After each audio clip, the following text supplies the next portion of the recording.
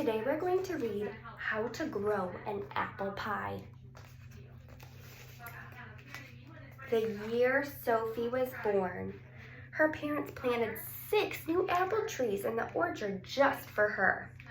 Let's count them. I see 1, 2, 3, 4, 5, 6 little apple trees.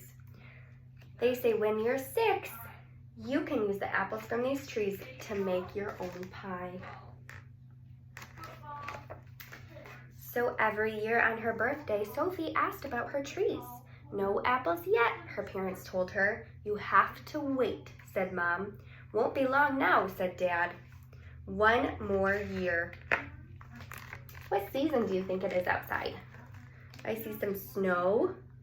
That looks chilly. It's winter. So it's winter time. Finally, the day arrived. Today I turned 6, Sophie said.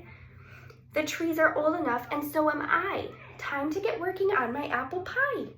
Well, first the trees need pruning, said Dad. Can I help? Sophie pulled on her new work gloves. So they go outside to the trees and they start to trim or prune the trees. And Sophie waited and waited while the snow melted. While the snow melted, she colored with her favorite red crayon. What does it look like she drew? She drew an apple and her apple tree. She's so excited. And when the ground thawed, she made mud pies. And when the grass turned green, she practiced cartwheels. Finally, tight green buds began popping out on her trees. She's got some flowers blooming. She waited some more as they slowly turned red, then pink, until one warm spring day, they burst into sweet-smelling white blossoms. Now, will my trees have apples? First, the beekeeper must bring us hives so the bees will pollinate, said Mom. Can I help? Sophie waited for the bees to wake up and do their job. The day turned cold and windy, and the bees stayed in their hives. Mom said, bees don't like wind and cold. And then raindrops start coming down. Pitter, patter, pitter, patter. Bees don't like rain either, said Dad. Sophie sighed, wondering if the bees liked any kind of days. The next morning, Sophie woke up to a perfect bee-flying day.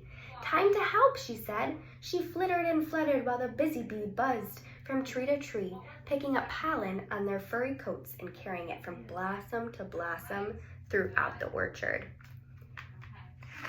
Now the bees are pollinating the trees, getting them ready for her apples to grow. And now her apples start to grow one by one on her trees. And her dad gets a ladder and she gets to climb up, up, up. And what do you think she does next?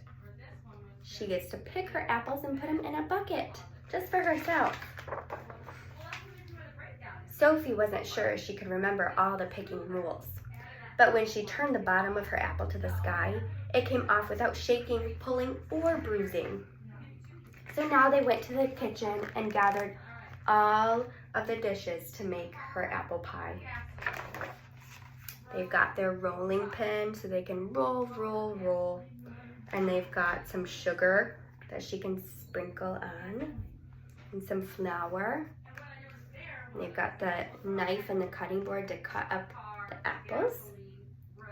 Together they peeled and sliced the apples and they measured and they mixed and rolled the pie crust. Sophie filled the crust with apple slices, sprinkled in sugar and spices, and sealed it with a top crust. Then into the oven it went. Sophie set the timer. Then she sat down to wait and wait. Ding! Apple pie is best when you grow it yourself. Now they get to eat her yummy homemade apple pie. The end.